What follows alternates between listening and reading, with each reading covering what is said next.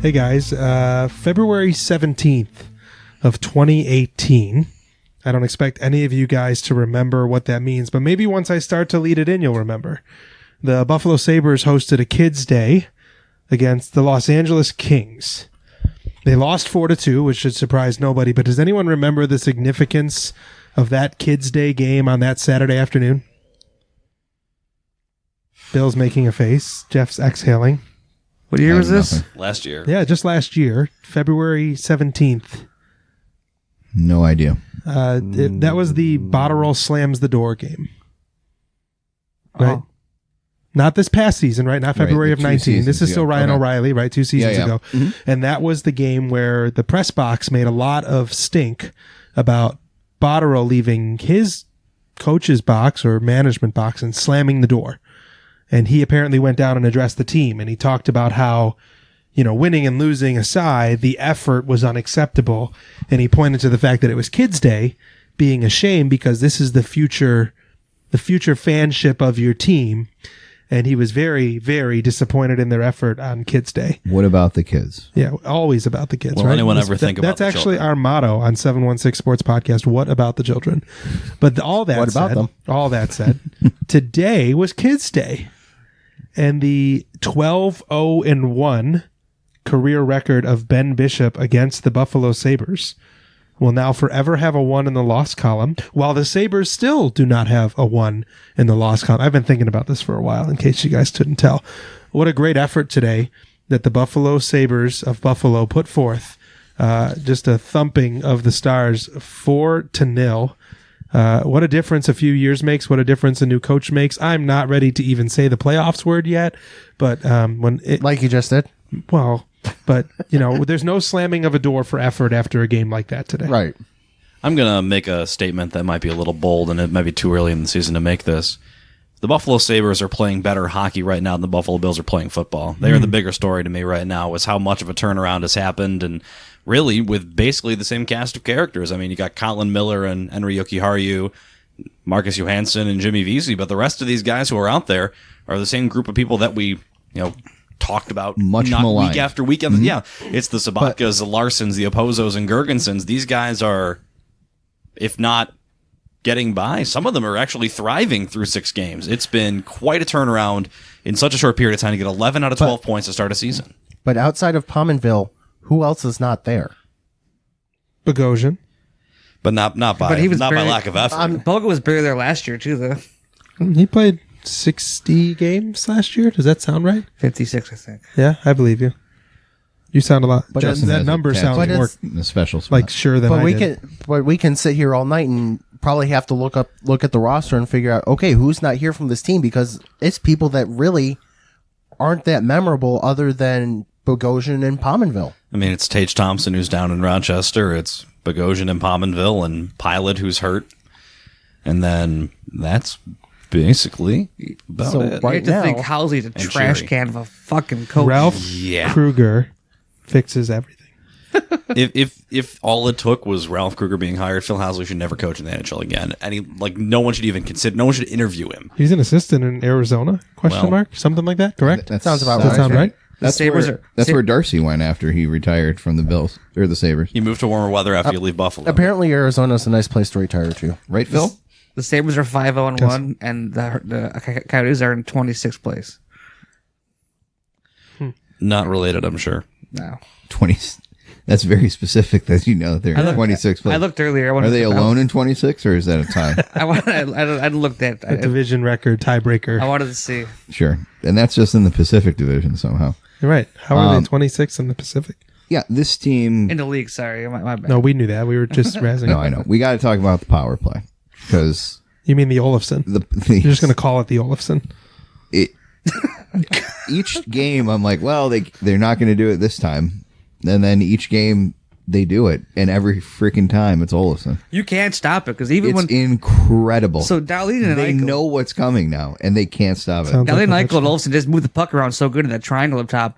But then when they're not... Today they showed it where they didn't have...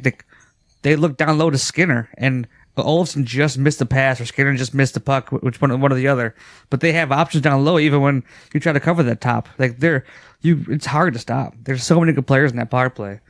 They're all threats. Right. And they're really front loading it, and it's a thing of beauty. It's not going to work 40% of the time all season, but there's no reason to think that this thing isn't going to settle, above 20% for the season. And if you can connect on 1 of 4, you're lethal, right?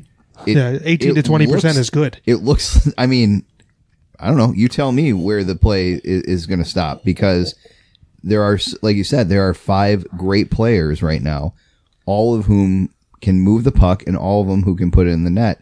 And given that that's the option on any one power play that could be coming, it's a challenge to stop, and it looks great. It is absolutely phenomenal to see them playing that well right now. Jeff Skinner and Sam Reinhart are your 4th and 5th options. Yep. Of who you're giving the puck to. Like, it's probably Olofsson, Eichel, then Dahlin, just as far as like where they're looking to move the puck. Well, they've been the primary guys on the triangle, like we were talking about. And it's definitely a more aggressive triangle than the umbrella they would settle in before. Like a lot of before, it kind of felt like 2 guys at the point. Eichel would work down to the half wall, but for all intents and purposes, it kind of felt like 2 guys at the point, and the puck was going to Eichel for the one-timer because Ristolainen didn't shoot it very often. You did not have a lefty on the other side that could let that shot go. They've been missing an elite lefty shot to be in that other face-off circle on his off wing. And now that they have it, it's the cliche of where's the puck going to be shot from? Because if it's coming from number 9, look out. If it's coming from number 68, look out. And now that they have an elite shot on either side, if they start shading to Olofsson, it just means Eichel's going to start ripping. So it's a win-win for them out there on the power play, because I think that's what this power play has been missing is everyone knows that Alex Ovechkin is going to shoot the puck for the Capitals. Everyone knew last year that Jack Eichel was going to shoot the puck. They're going to tee him up. Well, now you've got Victor Olofsson across the ice from him. You can't shade to Jack at all, because if you do, Victor Olofsson already has the most, like 7 power play goals in his career. His first 7 goals. First 7 goals. It's an NHL record for 7 goals in his career. Now, if that scrub would just score 5-on-5 one time, give me something, man. Gosh. I'm just happy that all the people that always yell shoot it are now validated, because sure, do it whenever you want. Shoot the puck, it'll Makes go in. sense. Half the time you're going to be right. That goal they scored against Dallas earlier today was just a work of art, the passing between the 3 of them. And the best part about that play, too, is not just the way that Olofsson scores at the end. He misses one early in that shift, and he doesn't get discouraged. He just goes into the corner. He gets the puck back. He doesn't, for a second, dwell on missing that goal. Goes back, resets the play, gets back to the spot, and he scores anyway 40 seconds later. Right. They're believing that they can finish the play, and they're not letting the body language. Because we've seen guys like, how many times did we watch a guy like Evander Kane shoot, miss, stick his head up to the sky, and just kind of lazily skate off? Whereas now, everybody's repositioning themselves. They're getting back to the spot, and then they can still convert. I feel like he's passing up opportunities to shoot too on the power play. It feels like you almost think he maybe thinks he's shooting the puck too much. Like there's Eichel over there, and here I am, the new guy ripping all these pucks. I gotta give it to him too. It seems because sometimes he's got open shots. He holds it and looks over at Jack or Dahlin, and there's more he can do. Just being the advocate. And I think they just keep letting him rip it, just because then Jack's open, and then they just keep giving it to Jack. Like, it's fun to watch. Every time they get a power play, I get so excited now. Like, it's gonna happen. Well, just being the advocate, though, 2 years ago, they were one of the top power plays in the league. They were between number 1 and number 2, and they couldn't score otherwise. So, I just to be the advocate, well, what the heck's different? So they have a great power play. There's a whole lot different, right? Yeah. But now they have the ability to put it on 5-and-5 as well, and that's what's been missing. And we've been talking about that secondary scoring. I mean, Skinner's having a great year. Eichel's having a great year. But, I mean, Johansson is, what a revelation he is. The moves that he can put on guys, going individually one-on-one, and just juking guys. And he doesn't always finish, but just having that threat, I mean, you can see his talent, what he's bringing to the table right now. He feels like one of those guys. That's the type of guy you fill in on your second line that you were missing before, right? I don't know. I think if you get Sabatka off that line and ship him to Madagascar or something like that and put somebody legitimate on that second line, that second line will be a dangerous second line to have to contend with. Kruger quoted today saying that he's not getting enough credit, Sabaka, and he allows Johansson and Skinner to do a lot more offensively with having him on the ice there. I mean, by not being in the offensive zone when they have the puck, they do have more room to work. He was I'll give him credit where it's due. Positionless hockey. He was pretty good today, I thought. He made a nice He had pass. a couple assists. He had a nice pass in the game on Friday, too, that did not lead to a goal, but he made a nice play. I mean, he's not completely, totally worthless, but man, he seems like one of the two players on the team who still has no idea what to do with the puck in his defensive zone. He still just kind of throws the puck somewhere. But anytime bails him out. Anytime I see him out there, it's like he doesn't know where he's supposed to be. I saw Skinner and I forget what game it was. Skinner and Johansson coming into the offensive zone, and Sabaka just seemed to be out there on a Sunday skate. I mean, I've seen this at least a couple times. And I think those two are playing a lot better than the sum of the three of them together are. He does not play up to the speed that they have. I don't know if that's going to be fixed if you put him anywhere else in the lineup. I mean, at this point, if these are the 12 best forwards that you have and you are going to construct lines with all 12 of them, at this point, weirdly, and I was very vocal about this a couple weeks ago, how disappointed I was that he was on this line, I don't think the putting with Middlestat makes him any better or makes the Skinner-Johansson line any better.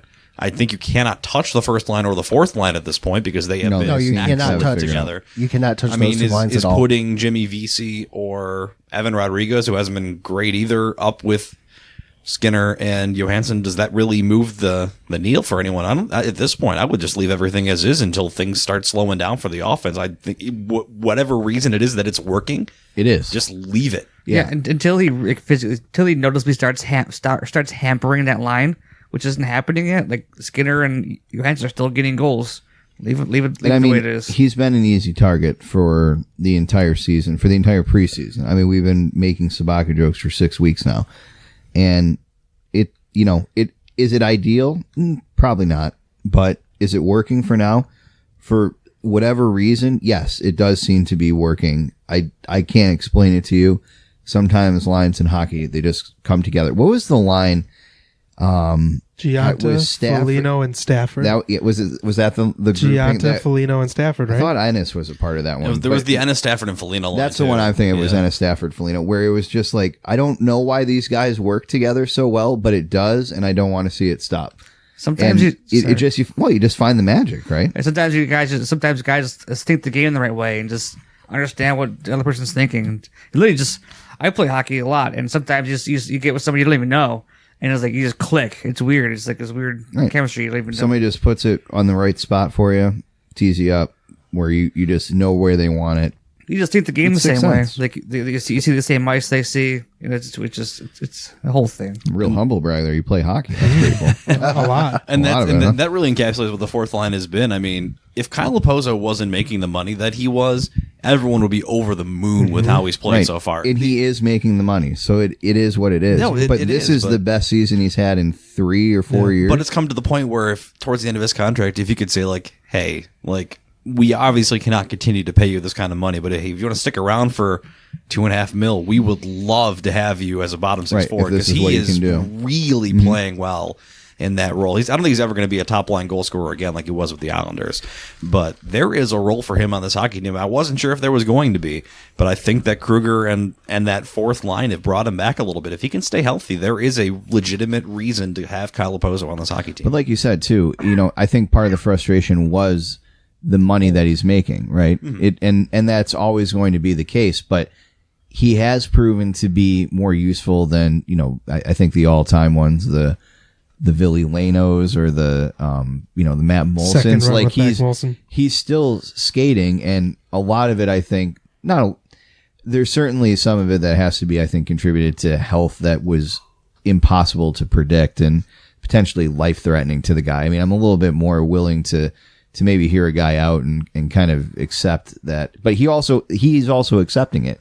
He's not complaining. He's not saying, I should be out there 18 minutes a night. He knows his role on the team, and right now he's playing it to a T.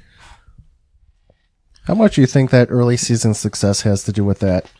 Guys would be more willing to accept even what they would normally think is a lesser role for them if it helps a team further their cause Well, I of winning. think almost anybody in Buffalo, given how little success has occurred on the ice, you would be foolish not to. You have a new coaching staff. You're having a streak to start the season that has not been seen in a long time here. You're having this is feeling better than that 10-game win streak last year because they're not just pulling these out in overtime or by one goal. Like, these are legitimate wins. You won 4-0 today. You shut out an opponent. I know it was at home, but still, anytime you can get a shutout's a shutout. That's worth it. And you're winning games. They've won games 7-2 this year. New Jersey. They're showing offensive prowess where they're not just winning games 3-2 or 2-1. They're really taking it to the opposing team. Yeah, there were a lot of games in that streak that we talked about where one bounce goes the other way. They could have Tampa lost hits 3 or the 4 of those post twice in the last 15 seconds. And that right? Winnipeg game was another one where it felt like Winnipeg just couldn't buy one, and we just did enough. Felt like Minnesota, I think, too. I mean, there were some really the Minnesota dumb game, they had a games in big there. lead, and Sabres just crawled back. Now, they didn't earn those wins, but that was not a sustainable win's way the of winning win. hockey. You can't win one-goal games or overtime games. This feels like legitimate, good 60-minute. Like, they just dominated Dallas State. They dominated Pittsburgh in the opener. They dominated New Jersey. And there's a couple close games in there, too, but every game hasn't been a nail-biter. We needed everything to go perfectly in the last 5 minutes and get a goal in the shootout kind of wins. You're right. They were winning in every way you can conceivably win this season. Even the game they lost in Columbus, that is a game that they didn't play well, but they played well enough to get a point. And I don't think it's either they played that badly. I think Columbus played really well because they got ripped up a game before, and I think they were really challenged by their coach. Yeah. They lost 7-2 to Pittsburgh. You got Torts as your coach, and he's going to rip you up, and you're going to play hard so it won't happen again. Yep. So and that's even very the game on Friday in Florida, they gave up a 2-goal lead, and so they gave Florida a free point in overtime. But I think that's a game even Florida got lucky on. It's part of the game, but that game tying goal to the game, you see the highlight, and Risto is actively trying to pursue that shooter, Barkov, and he's got a clear lane to him, and he's going to get there and make the play because there's time and space, and the forward in front of the net grabs his stick and holds him up, and that's the only reason that puck gets off Barkov's stick. Of any of the big four sports, I still feel like hockey has the most luck involved, and you can get lucky on a shot in basketball, but in the rhythm of the game, it's only one basket. Whereas if you score a goal that you shouldn't have in hockey, I mean, that can really change the entire momentum. A team can be dominating somebody 1-0, and then in the 57th minute, a puck goes through a 5-hole or something like that, and in one moment, the entire momentum of a game can shift. And that's what kind of makes hockey unique is you don't necessarily see that in other sports where one score can really change things so quickly with them. And that's kind of what we were talking about last year with the streak. Like, it just didn't feel sustainable. This time there's just this continued momentum going forward. I was watching the game today, and I was like, this team might actually be pretty good. Like, it's You don't have to apologize, and you don't have to give these points back at this point. You're earning these wins. Maybe you're not playing any of the elite, but I think things are still kind of sorting themselves out. Teams that we thought could be good in the East, maybe not so much, still struggling. Giving up 4 goals on 5 shots, perhaps. There's a lot going on, right? So why not keep going? And eventually it does stand to reason that some combination of the Lightning and the Maple Leafs. I mean, the Maple Leafs are having pretty good. Lightning and Bruins, too. Everybody's doing pretty good. But right now, you look out there, and the Sabres they've gotten their points, and they're on top of this division, and that's okay. I think it's time to have at least thoughts about whether or not the Sabres are somewhere in that 3rd to 5th best team in the division range. I don't think it's unreasonable to think that they are. I mean, we've already beaten Montreal and Florida. In the last week. Those are teams that you would figure were in that and range. Those are the type of games that those ones really matter. Yeah. I mean, Tampa's looked okay, but they've had their struggles. Toronto's looked okay, but they have no defense and goaltending. Toronto lost 3 games in a row. The city of Toronto was nearly on fire.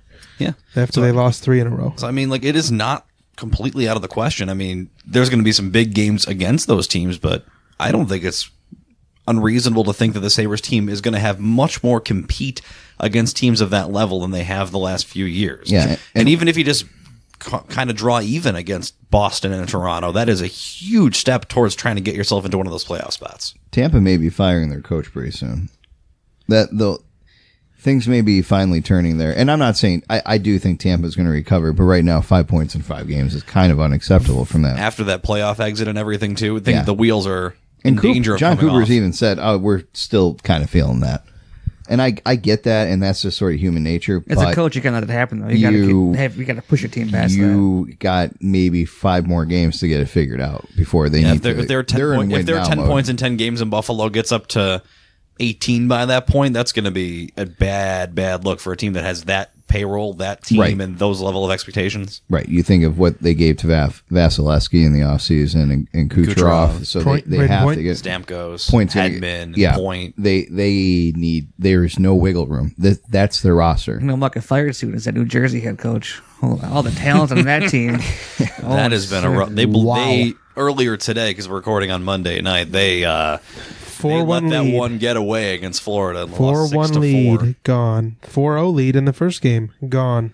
And got lost 7-2 to Buffalo Mm-hmm. in that home opener, which things hard to imagine things being worse for a team that was thought to have perfected the accelerated rebuild in the offseason. It's funny because you catch New Jersey after they got pumped while they were winning 4-0 and then lost in a shootout. And then you get Dallas, who came in, 0-4-1 today or something like that. And They've been playing a lot of teams that came in after just getting their clocks. Dallas Dallas has Tyler Seguin and Jamie Radulov Benn and Jamie Benn and and Heiskanen and Ben Bishop. Dallas is a good team. They don't have it figured out right now as far as getting wins down, but every time the Sabres have gone into a game, I've had the excuse ready for them of New Jersey got pumped, so if they come into this home opener mad and they respond, they're a talented team, and Buffalo crushed them. And then today it's Dallas has been, they've been down a little bit lately, but they're really talented, and Ben Bishop has owned Buffalo, so you know what? If they lose today, they beat them 4-0. So I did tweet out today whispering they're good. And someone immediately responded don't get your hopes up. I'm I didn't say they're going to the playoffs. I didn't say that they're cup bound. I didn't say that they're a great team. They're a good team. Yep. And these wins feel different than even the ones in the 10-game win streak when you look at the stats and how they're winning and the way they're winning. So I think they're a good team. I know. I just have this really weird feeling that they could finish 6th in their division and somehow just be below the wild card just because 3 teams from the Metro have to make it. Yeah. I have a feeling something weird like that could happen. But if that happens, nobody's mad. I'm not mad. Of course I want playoff hockey, but if they finish the season with 88 points and that isn't enough to get them beyond, 4 teams in their division and then the 3 teams I'm not mad. It's unfortunate at that point, but yes. it would still be such a step forward. And the step to keep with the step forward mentality, there's a lot of players on this team that I think we've been waiting to see improvement or breakouts here for a number of years. And we've had how many, maybe 1 every year? There are 6 or 7 players on the Sabres right now having their best years of professional hockey all at the same time, all in the same span. And I don't know if it's just, it's got to be at least partially coaching in the system. I mean, Marco Scandella was about ready to be written off by every single professional hockey fan. And he has been statistically one of the best defenders in the NHL, not just on the Buffalo Sabres. Marco Scandella is having one of the best defensive years in the National Hockey League right now. And he scored. And he scored the goal on Friday, and he's smiling, and he's playing great in his own end. And he looks like he has been completely brought back to what he was when Buffalo traded for him from Minnesota. He's back to being a top pair defender at this point. And you got to think it's a product of just a system change. I don't know what was going on in Housley's system, but it's he looks more comfortable. Neither did the Sabres. That's part of the problem. He's just focused on defense, not worried about moving the puck up as fast as he can, and because he just looks comfortable. And last year he didn't look comfortable. Even Garisto looks really great this year. People want to talk a lot of shit about him this year so far, but he's played really good, and he's up in the top echelon of the league in points right now too. But Yoki Haru got his first point today. They're actually playing defense this year. This is a scrambled mess all last year, and this year they're actually playing a structured defensive system. Yoki Haru got his first point today. You're talking about defenders in the system. Did you guys see how it unfolded? First off, he was very happy. It was on the Skinner goal. And I think that was the Sabaka assist, right? Does that sound right? Yep. But if you watch the play, Yoki Haru's carrying the puck through the middle, and in stride finds Sabaka right at the blue line. The good timing that Sabaka didn't need to hold up to stay onside. And do anybody see what he did after he made that pass? He put his head down and skated to the slot hard. Like it was this is a 3-on-1 and I'm going to make sure I'm where I need to be. And Skinner actually ended up getting, but if Skinner doesn't cut to the net, Yoki Haru was there and driving the net, and it looked really good. Justin's bringing it up right now. Yoki Haru is right behind Skinner in the back door, and he makes this pass. We're watching it now through the middle here. He comes up with the puck, a really nice pass to Sabaka, and look at him put his head down and drive to the middle, and he's at the back door if Skinner's not there, and he celebrated hard because I think he knew he got an apple on that, his first point. But you talked about 6 or 7 players having the best years of their career, and he came to mind.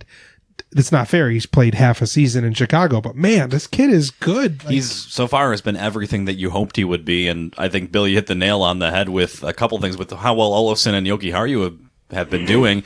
Very few and far between Alex Nylander updates on Sabres Twitter that you would have gotten if Yoki Haru was in there shit in the bed and Olofsson couldn't find the net. Well, I'm sure they're undefeated, and they're in the other conference anyway, so what is there to worry about? Great job, I'm sure. Mm-hmm.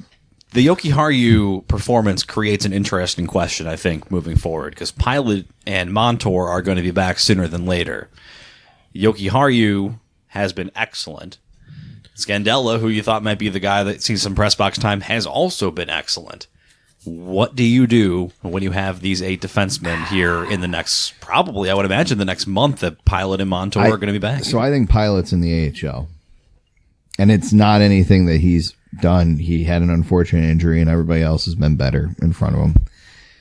I think we like Pilot as a defender. I think he's got some real potential. And I think in this system, seeing how things are quickly turning and how the defenders are really making an effort to push the puck forward, I think he's going to do well in this system when it eventually, when his number gets called, because it will get called at some point. But but now the thing is, I don't know what you do.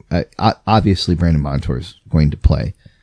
I don't know who is going at this point. And this, you can never have enough defensemen, but you can only play 6 a night. Would you say that this is a good problem to have, or would you say they're at the point? It's a good problem to have. I'm curious. At the point that maybe it's a little too much of a good problem to have? I don't think you can ever have too much depth. Justin is trying to get a really thick insect who just landed on his ceiling fan. So if you hear any bugs falling to the ground in the background. He's also brought a can of Raid, and we have no ventilation in this room. So we're all just going to just spray it on top of us. Die violently. So this should be fine. Standing on a rolly chair, that's an OSHA violation. Anyway.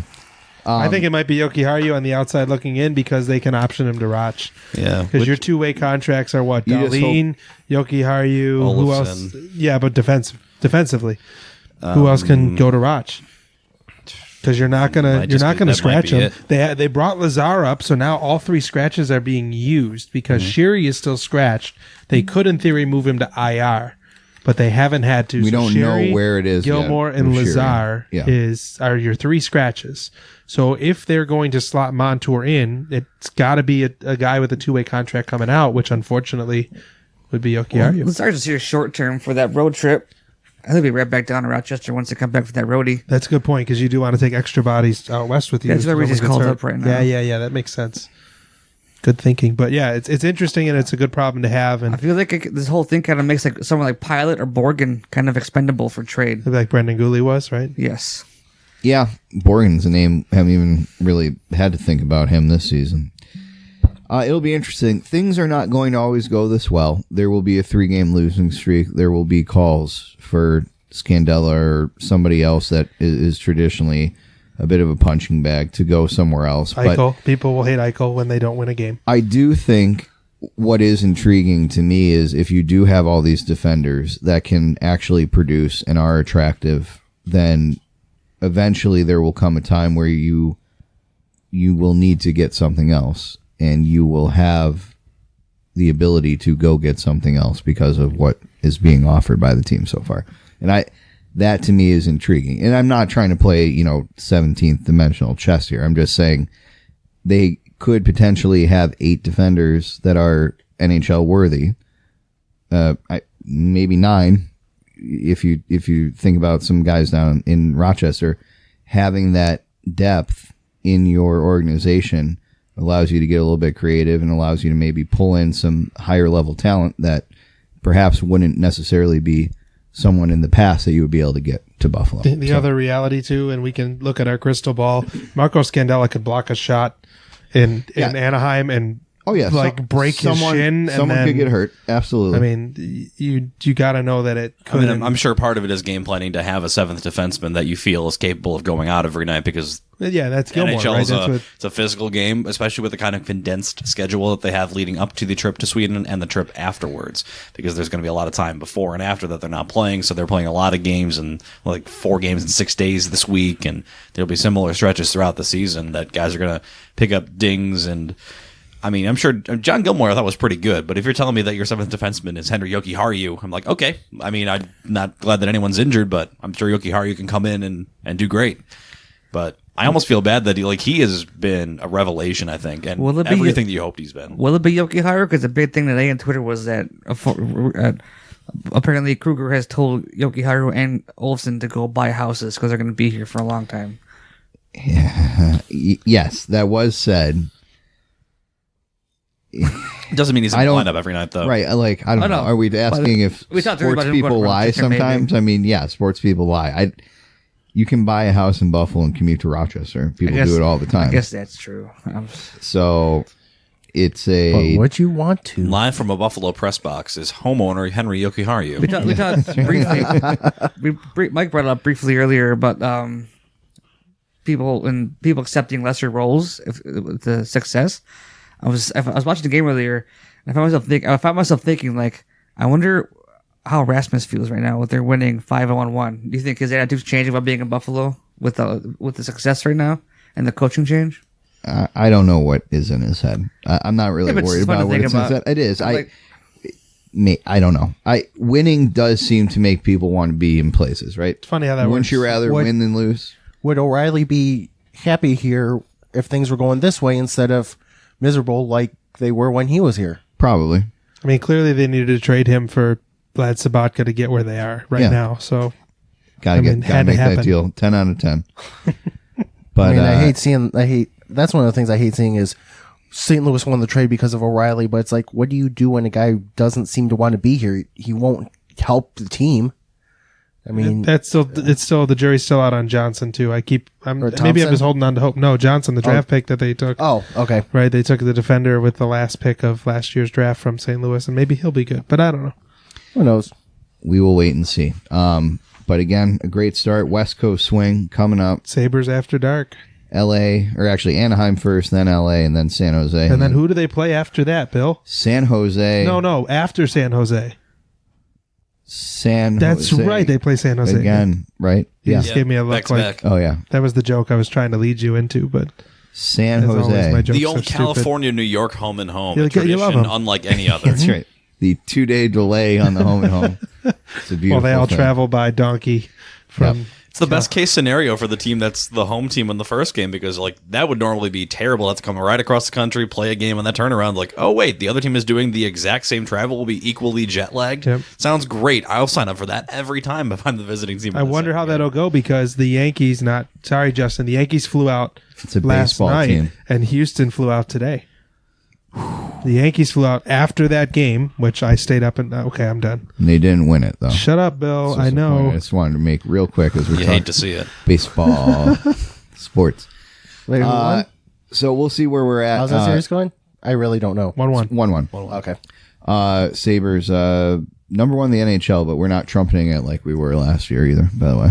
Maybe No, we you learned are. our 6-game sample size. I'm wearing my Sabres underwear as a way to celebrate today, so After 2 weeks, you think he would have given up on it by now, but he still is here today wearing it on this nice red couch. that's why no one's sitting near me, because I haven't changed that in 2 weeks. He can't change the habit. We saw the Pittsburgh game. It was I can't change anything I did today when they beat the Pittsburgh Penguins. Yep. Justin is over there trying to find a stat that Victor Olofsson is number 1, and he's got one pulled up. I can't see what it is from where I'm sitting, but what is it? Number 1 in rookies. Hot dogs Goals. consumed yesterday. Number 1 in rookie. That was Phil Kessel. rookies? Never mind. Behind Cale Makar, 6 assists. Yeah, he better win the Calder this year. And then it was funny because I was bitching about anytime that there's a Calder like candidate that's an adult, I get really mad. Like that's a grown man. I'm like, they're not a real rookie. And now that the Sabres have a guy who's like 25, and I'm like, he better win the Calder. Damn it, he's eligible to win the Calder. He better win it. He's been great so far, but he's going to have to find a way to score some 5-on-5 goals because obviously his power play production is not sustainable at this rate. They're lying. I think it's a lot. That line. I think they try to pass too much sometimes. They do try to pass too much. They're just sometimes. missing a lot of opportunities. There's one play. I forget what game it was, but Eichel had The Florida game. Yeah, I think I got the puck right in the slot. Yep. And he passed it off to Olsen. Maybe Try to throw a backhand pass back into the defender, back to Olsen. Can we cover one more thing about the Sabres before we Cover several more transition? things I about the know. Sabres. So Kruger, the lines stay the same, except at the end of games. And he took some heat because Rasmus Dahlin skated none of the final 8 minutes and 20 seconds against Florida in regulation. And after the game, he quotes, "We have more experienced guys. He's been playing a lot. There's two sides of the coin. Let him play and get the experience. Or he's right. Don't put him out there and have him look like a fool." Well, they ended up giving up the tying goal anyway. Victor Olofsson gets benched often in times where they need defense, and he was asked about that after maybe the Columbus game. Mm-hmm. A game they had a late lead. Was that Columbus that they blew? No, Columbus they came back. Yeah, Montreal was the one. Yeah, and they're questioning, well, why didn't Olofsson skate? Well, he's not as defensively responsible. So we had VC and Oposo rotating or VC and Rodriguez rotating up with Eichel and Reinhart. So he is not afraid to bench somebody, not necessarily for poor play. This roster, this line gives us the best chance in this scenario. It's not even situational. I don't It's not know. even benching a player. It's situational coaching. It's something I used to see in Buffalo the past 10 Well, sure, years. but when He sucked Dahlin ass. doesn't play for the last 9 minutes of a game, That is what a do you bit call glaring it? in his case. Back when the but- Sabres were good, when they're about trying to win a game, first guys are out in the ice were Hesh, Palmaville, and Greer. I mean, to think about you didn't see Briere, Vanek, and Roy out there. Well, it used to be Just when you coaching. really needed a goal, you had your Drury line It and was, your Briere line. it was like a hero line. They'd both go out. It became the Drury and Briere Yes. line. Or what? I mean, that's the old Pittsburgh trick. You put Crosby and Malkin out there, or you put Taves and Kane out there together. It's not completely unheard of for teams to do it. We just haven't had a lineup that's been flexible enough to do it for a while. I just hate seeing the media that allowed to get these press passes. They ask these stupid fucking questions. Like, no, it's dumbass. It's how you coach in the NHL. It's like, it's logic. She just called me a dumbass for No, asking not this you. question. No, I'm kidding. You don't have a You're press bringing it pass up yet. because Right, that's you're why I'm bringing not it up a- because they were asked these questions. Yes, by right. It's like, it's just logic to me. I get frustrated, as you can hear. I find it fascinating. Like, it's fascinating in a good way. That Well, he actually game plans. Like you saw the first game, it's a dumb wrinkle, but he took Olofsson off that point. yeah, And he put him in the middle because they showed him their all preseason and they were showing it and they changed it up. So they were prepared for it. Stuff like that. it also feels like after every commercial break, the Eichel line is out there because they're rested. Against the Devils, I noticed it was Eichel line,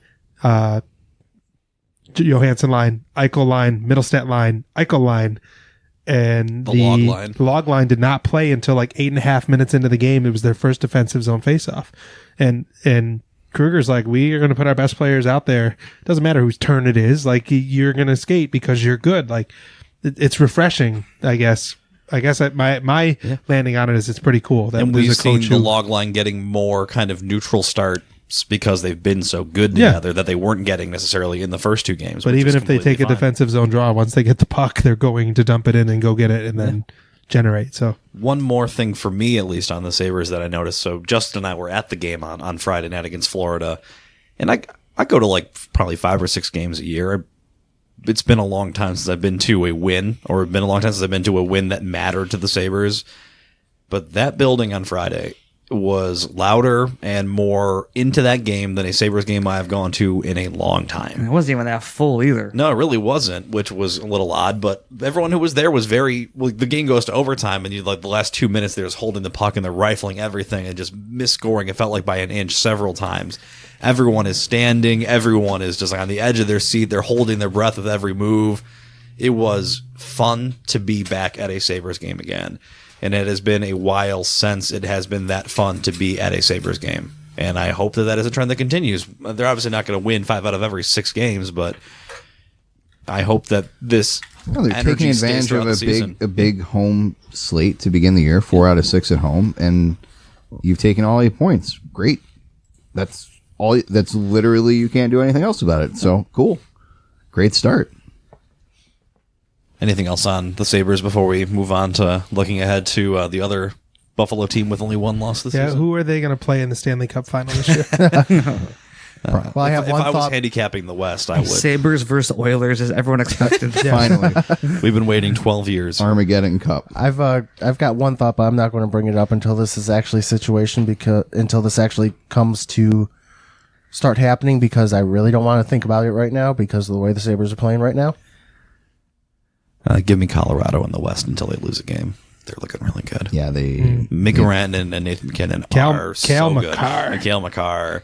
And even just like the depth guys, like getting like Nazem Kadri, and that was a good move for them. I think ultimately they're going to be Tyson Yost. pretty good in that division. I think that they're the top. as long as the goaltending holds out, I think they will be a number 1 and number 2 seed. they're going Grubauer, right? Grubauer. Yes. Yeah, Varlamov is in the island now. Oh, that's right. Yep.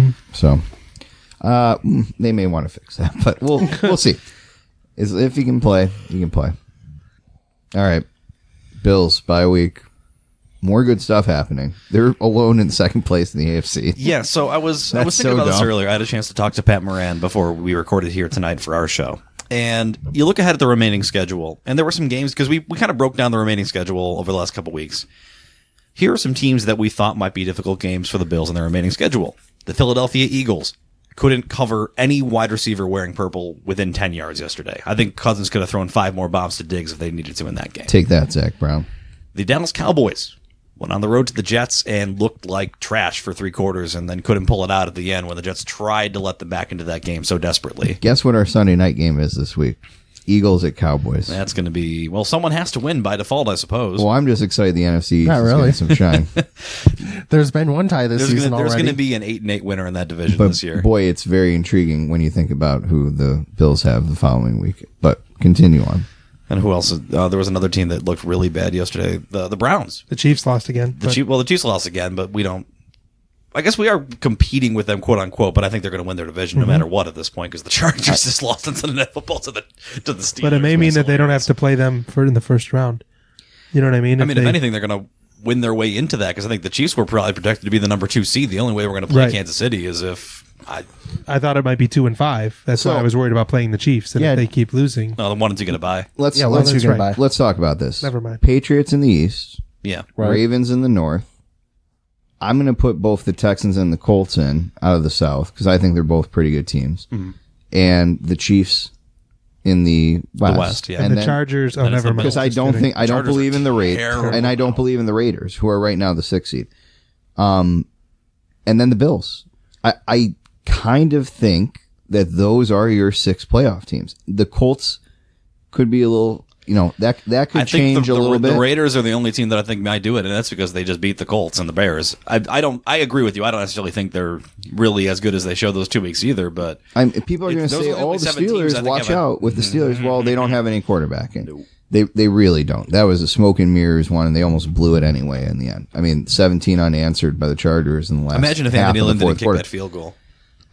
There's not many good teams. And could the Broncos make a run? They don't have the offense to. And the teams that they're beating are terrible. They basically ended Marcus Mariota's Tennessee career yesterday.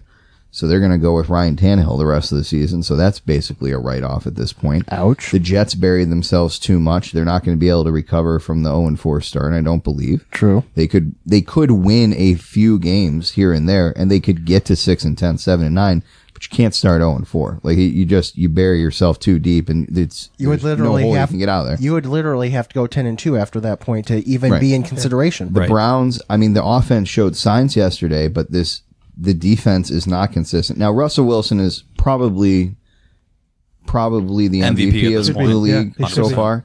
He's been No picks yet. Him and Kyle absolutely Allen, no phenomenal. picks. The efficiency that he's shown is unbelievable. But still, Cleveland, another home game that they lose. I don't And they were up believe big they've early, too. Right. They haven't won a game at home this year. They've already dropped. And it was obviously they have a tougher schedule at home than on the road, but you gotta win 1 or 2 of these. And the Tennessee loss is going to look worse and worse as the year goes on. So there is a lot of teams that we thought were going to be good to great that are not showing that. And now you look at the Eagles, the Cowboys, the Browns, the Broncos, the rejuvenated Jets, Steelers. I mean, other than the Patriots and the Ravens, I'm not even scared of the Ravens at this point. Who else? And that's a home game. Everything is a 50-50 game to me, except for Patriots on the road. Yeah, you've got everything. 11 games left in your schedule, and there's only one team that you look at and be like, you even hesitate. I think the Bills can hang with or should easily handle at least 10 of those teams that are remaining on their schedule. 10 of the games, and some of the teams repeat. What a great year to draw the NFC East and the AFC North, though, because I think those are. Yeah. I think you can make an argument those are the two worst divisions in football. This is about as good of a schedule as you could ever hope for if you were a team that was in playoff contention. I mean, it's literally the easiest schedule in the NFL remaining right now. You're leaving out a key factor, though. Tom Brady's going to fall off his cliff. He's already falling. It doesn't really matter, the Pats though. are going to lose the rest of the games this year, and the Bills are going to win the division. Now, I wouldn't quite go that far. Thank you to Bills memes on Facebook. It's everybody. There is a little more realistic version of that, I think, which is the Patriots' second half schedule is very difficult compared to their first half schedule. Do you know the next 1 o'clock p.m. game on a Sunday for the Patriots? Week 17 against the Dolphins. Jeez. So they're playing either at 4 or in prime time every other game for the rest of the year, which I found fascinating. Why?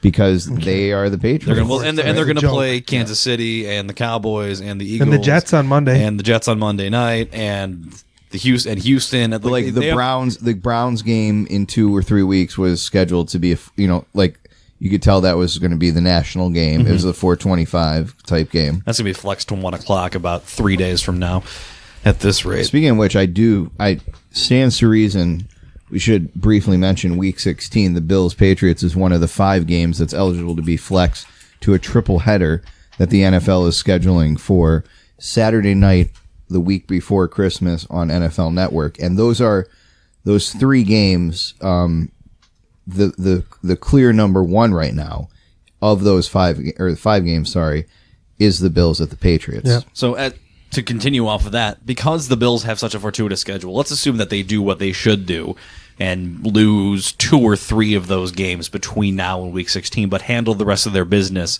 They could easily be going into Week 16 10-4. Yeah, the Patriots could drop a couple 9-5, 10-4 seems 11-3. I don't even feel like you're being generous. I think I'm being reasonable here. I really think 9-5 is the worst case at this point. But there is a serious discussion to think that the Bills Patriots Week 16 game is not just a hey, the Bills can lock up a playoff spot. This is a hey, the Bills could actually win the AFC East by beating the Patriots game. If the Patriots, because they have the first place schedule, drop those games that. Where you're playing the Titans or and the Broncos, where the Patriots have Kansas City and Houston. Right, they're playing Houston, Kansas City, and those are the only differentiators in the schedule, really. But yeah, I mean, they're not going to go undefeated. I don't. They're not going to defend offense. The defense is going to give up 20 one day, and they're going to have an issue with that. But yeah, this Bills game, I don't see any way it's not going to be the marquee matchup. The only other one that could sneak in there is if the Rams get their act together, 49ers and Rams. But the other games, I believe, were the Lions at the Broncos. The Bucks are playing the Chargers. The Chargers and the Raiders, and the Bucks are playing somebody. Well, think about it this way. If both teams are contending, say New England drops a few games, the Bills keep going on the way they are. If this game is for, at minimum, the inside track of the AFC East, you combine that with the fact that in Week 4, these two teams played a 6-point game in Buffalo, that the only difference was that blocked field punt return for a touchdown. That is going to be a marquee game. It has a lot on the line for it. It's a rematch of an earlier season game that was a very close game that has the potential to be, again, another exciting game. Yep. I mean, at this point, I've put the cart so far ahead of the horse that the horse can no longer even fucking see it. But I think it's reasonable to think that when we get down the rest of this path, the Bills, anything less than 10 wins, at 10 wins at minimum at this point for the Bills is a complete disappointment. And just imagine, I see 11 potential playoff teams in the NFC, and I'm struggling to find 6. I'm really struggling. I know, like I said, I would pick the Colts as the other wild card team. I guess you could make a case for the Raiders. Maybe, like I said, the Steelers or the Broncos can get there, but boy, you have to do some really impressive mental gymnastics to get yourself to that point. I mean, if the Steelers find a way back with Devlin Hodges, then they deserve it. But, I mean, the Broncos with no Bradley Chubb and with Joe Flacco in a division that they play a good Raiders team and I'm just saying this because they've won 2 games in a row because they beat a bad Los Angeles and a bad Tennessee team. Yeah, but I don't see the. I mean, it's really. I think it's pretty much you just take care of your business and you have a wild card at the minimum here in Buffalo. Can we all imagine that the Bills go 12-4, 13-3, and go on the road to Houston, who finishes 9-7 or 10-6? That's what I'm They're thinking. a good team. But they're going to go on the road. That's what I'm thinking. The playoff format right now can potentially allow the second best team in the conference to be the 5th seed in the playoffs. But it's been that way since the Texans came into the playoff. And literally, no Bills fans are going to be upset about that because it's. Let's not complain about formatting. Let's get to that. I'm just saying point it's going to be crazy that. But most years it's also not that egregious that something like not that happens. No, you're right. Not to this point. I remember one last year, the Chargers. But there aren't too many times. But I think the Ravens Ravens still went 10-6 or something. Yeah, the Ravens are still a good second wild card. The one I remember was a Peyton Manning Colts team in 2008 or 2009 had to go on the road against it was either a 7-9 or 8-8 Chargers team, and they lost, even though they were 4. I think they were 12-4, and the Chargers were 8-8. I mean, there's the infamous Seattle-New Orleans game when Seattle was, 6-9 the greatest run in the history of the NFL. And Marshawn Lynch proceeds to stomp over them anyway. That's right. They were 7-9. The Week 17 primetime game was the 6-9 Rams and the 6-9 Seahawks, and the winner was going to get the division. Yes. The loser was out. And the loser was out. Yeah. So it's something that we've dealt with basically for almost 20 years now with just the formatting. When you have 4 divisions and you're guaranteed, instead of just getting a playoff spot, you're guaranteed a home game, then you're going to have these matchups. Ultimately, you play the schedule in front of you. Right. Yeah. There's no sense worrying about, who you play in the playoffs and where you're going to be. I don't think at this point the Bills at this point shouldn't be afraid of anyone they come across. They've earned their stripes defensively. I mean, is Deshaun Watson and the Houston offense good? Sure, absolutely. Same with Lamar Jackson. Yeah, Lamar Jackson, great. Would I be worried about facing them or the Colts or whoever in the playoffs? Yeah. Today, seeing absolutely as the not. average quarterback rating of quarterbacks against the Bills is 39. Yeah.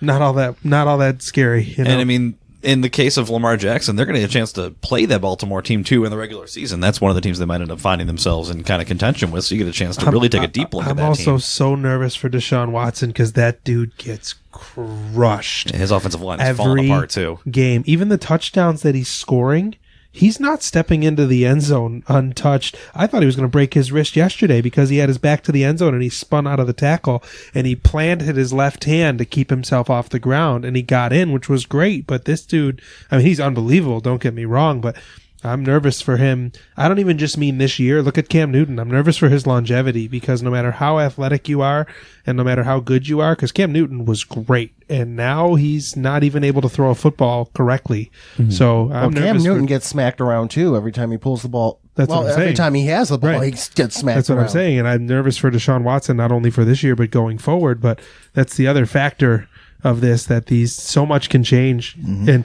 And what you're saying, Bill, which is interesting to me, is when you're talking about finding playoff teams, so much can change. Sam Darnold is back and the Jets could win some games, but it's going to be really difficult for them to get in. But there are so many of these other teams that are on the bubble.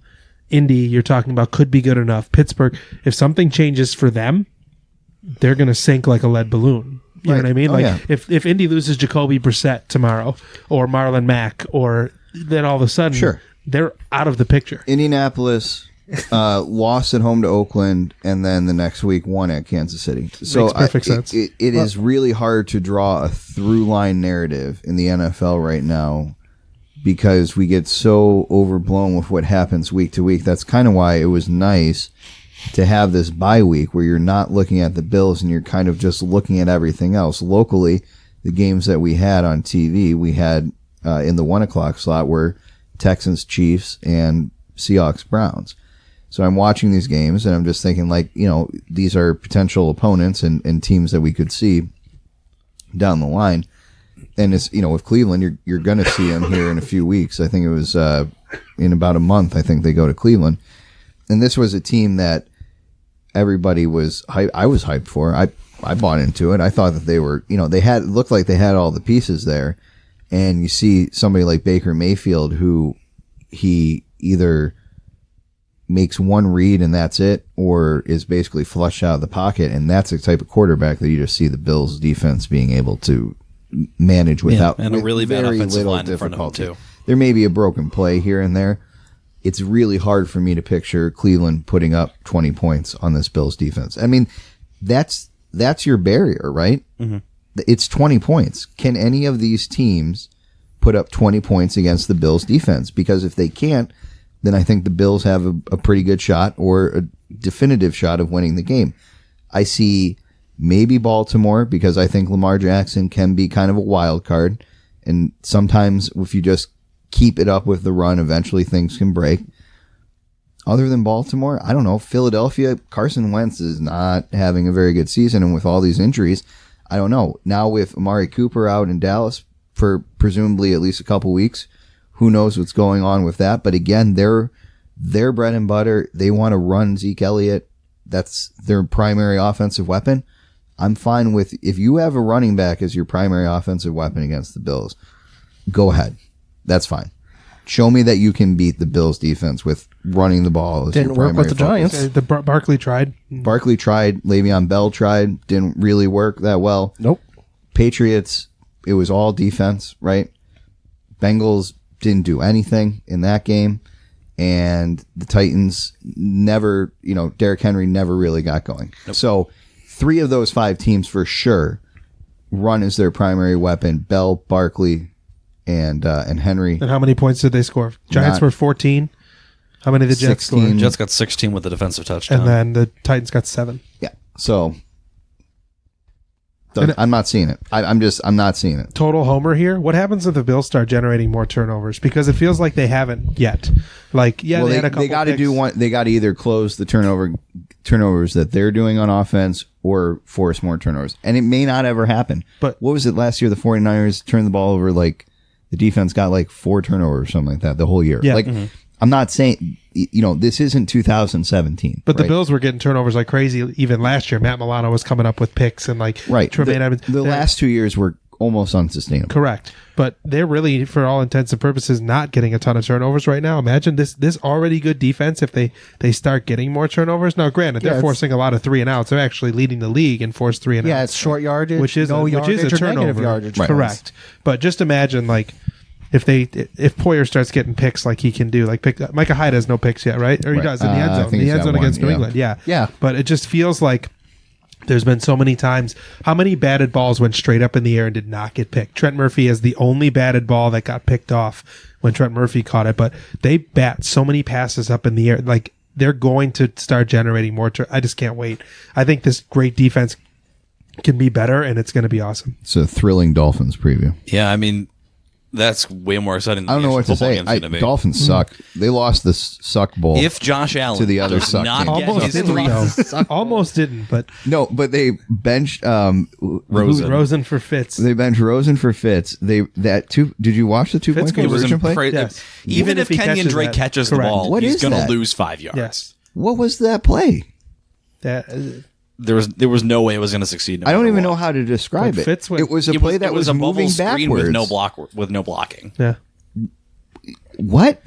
It was just Fitz so went bad. 12 of 18 for 132 and a touchdown, right? Incredible The effort by Redskins both of the tried teams. to give them back the game. Poor Terry And McLaurin. Miami said, and I quote, "No, No, thank you. Pass. you guys keep it." Yeah. 17-16. Terry if Mc- you went to that game, you deserved it. Not They were gonna letting get to- people not park gonna for get free to- in the stadium Lots at Hard Oh Rock my for showing God. up at the game. They were Not like, gonna "We're get not to taking money 0-16. today." I mean, though. what is the Bills Dolphins split going to be for the game in Miami? It's going to be 70-30, right? It's going to be like Easily. Steelers Chargers last night. Yeah, I mean, Right, I heard it's already Niners a Rams big was the same travel thing. game for Bills fans. Right. It's a lot of It's a transplants to destination, begin with. very easy to get down to. I mean, if Josh Allen doesn't get his 300-yard passing game this Sunday, you have to wonder if it's going to happen this season because the Miami secondary can't stop a nosebleed. Do you guys take Miami with the points this Sunday? No. No, I don't take Miami with any points at this point. Really? What's the What line? are the points? I'm curious. It's like It was 16 and a I think it was half. 16 and a half with like a 39 and a half over under. Give me the Bills and the under like 31-3. Miami's not going to do a thing. I would say 30. I was that was honest, Jeff. That was what I was thinking. I was thinking it was going to be somewhere in like that 28 to 34-3 range. If Miami Dolphins gets will a game, get a field it's going to goal. be against a defense that is not this level. The Bills defense is going to come out of a bye, and it's an offense that might have Tyler Kroft and Devin Singletary back on top of everything, plus Josh Allen healthy with another week to prepare. This has to be our first Spiro Davies game, right? Yeah, Adam Archuleta coming in hot. Dude, with Tyler Kroft back, they could put 2 tights on the field And Singletary. that it's impossible to cover both those guys.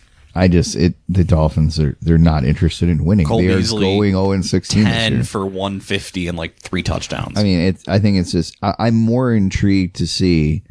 God, I hope none of us regret any of saying this. I'm honestly more intrigued to see the offense try and put in some work to see. I want to see them break 30, and I want to see what they can do and what they've learned in the bye week. How do they implement him? Singletary should be back, although maybe he you just kind of let him go another week. Why would you bring him back for this game? And that's kind of my point: is why don't you Rest him. do you Keep that wait muscle, yeah. and you have potentially whatever you think of what they've done so far, Philadelphia is a much more formidable opponent, and it is another home game.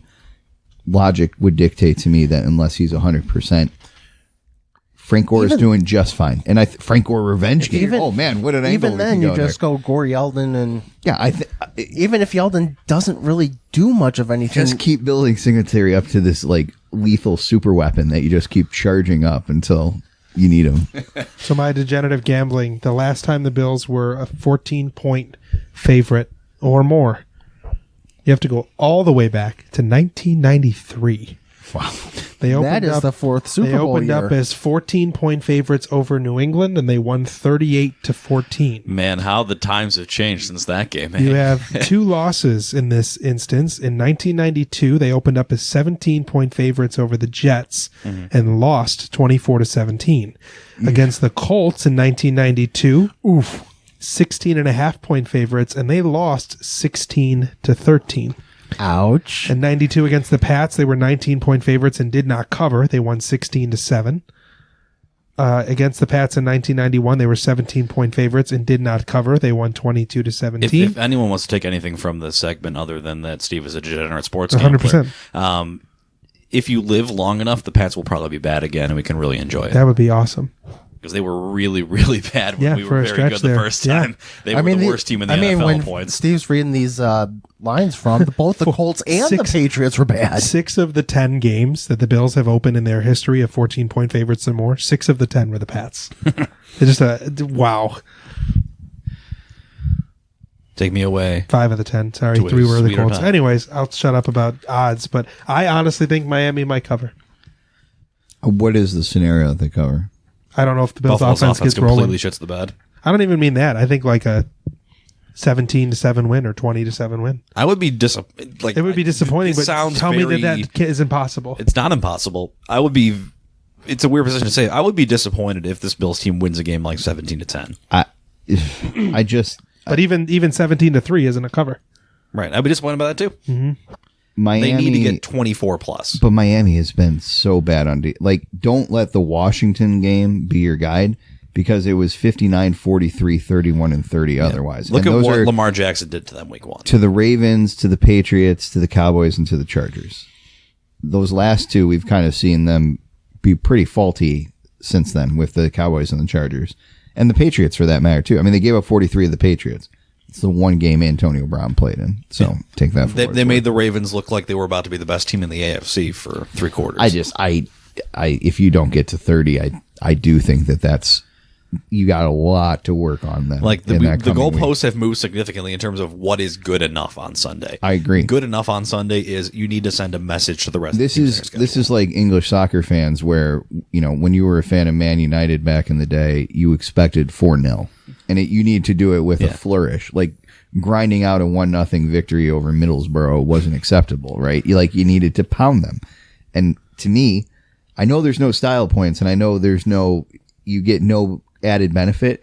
It eases my concerns about the offense if you get to that 30-point threshold. Everybody wants that 300-yard passer. I want that 30-point threshold. Yeah. I don't care if Josh goes for for 300 or 250 and 5. Just get me to that point. And right now, I don't care if it's against Miami, if it's against New England, because who it's against. No. But if the offense gets going and they feel what it's like to actually get going, that should carry over as the season progresses.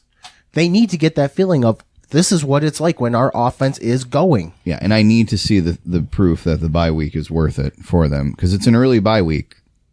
Sometimes that can come back and bite you a little bit. I want to see it. So I understand that there's a scenario. I don't see it. I guess 23-7 would be maybe the closest I could get, and then I'm really living on the edges with that. To me, there's no way it's acceptable for them to not get to that point. And to Right, get so that Bill covered. is betting his house on the Bills to cover, and I'm Putting betting the on mortgage on it. Yep, and I'm betting on them to not cover, and one of us will be very broke next week. That's right. One of us will be homeless. Pretty cool. Check it out. Loser has to supply the show next week with Canadian candy. Oh, man. All right. I can do that. Fair wager? Sure. Yeah, I'm in. Excellent. That's fine. I'll This go is a win-win 16. for the three Yeah. of us sitting over here. What the hell? Fat ass is getting more chocolate. Look at you. Canadian chocolate. Just going to bide my time. Let me get you one of those Kinder toys. You guys can choke on some plastic. So different than my normal Monday Choke nights. on this. Loser has to dress up like Bill does today. How Bill's This is dressed how up I today, dress too. every week. I don't know what Imagine- you're talking about. Imagine what happens if the Bills can't put up more than 24 points and Josh Allen doesn't look good. Like, it's going to be I will be fine with it because it's funny because at some point they go from getting lucky and winning these games to just that's their identity and how they do it, and I'm not even mad about it. Like, yeah, they come back from down 16 to the Jets and scrape out a win. Yeah, they scrape out a win over the Giants, after one good half. That could just be their identity. They might just win every game by 3 points, and I don't care. I don't care. So I will not be upset if the Bills come in I and won't win be this upset. game 21-20. I won't be mad. Like, so happy they win, but yeah. A win's a win's a win. And again, I guess I just have that college football mentality. Josh this Allen week. just- Like, I want you to blow them out. I This wasn't is big on I Rutgers. guess Josh Allen my point. point would be if they weren't 5-1 after this week, Sure. and they beat Miami 21-20, you'd be like, crap, can you just beat those guys? But if they end up 5-1 with 4 of those wins coming on a touchdown with 2 seconds to go because Josh Allen doesn't play well until the fourth quarter, I'm not going to say, oh, they're lucky. They got nothing but. My buddy's grandfather always said Tiger Woods had nothing but luck because he'd pull out these crazy shots. That guy's got nothing but luck. At some point, it's not luck. It's just Right. it's what you do. Nothing but luck when he's winning. Has also won tournaments by When he's how sinking many a shot in the strokes. Masters with his forehead coming up from the bunker and like just like, but Justin, Yeah, but he's a also golfer. won. But he's also won the tournaments running Golf? away from people too. So Yeah. he knows how to handle all the situations that he's in. I have a And golfer, that's Bill. That's what the Bills will learn too is they'll learn how to win these close games. It'll be their thing. They learn how to win going away. They'll be what they do. They win. All I know is if Josh Allen throws a interception to triple coverage in the first quarter, I'm going to freak out for a few minutes. God damn it. Why do you keep doing that? There's only 3 competent defenders on the field. They're usually not all together. Why are they all bunched together? if Minka Fitzpatrick gets a pick on Sunday, even though he doesn't I'll be play really for them impressed. anymore, yeah. Xavier Howard and 2 clones of Xavier Howard did a great job there on John Brown on the far sideline.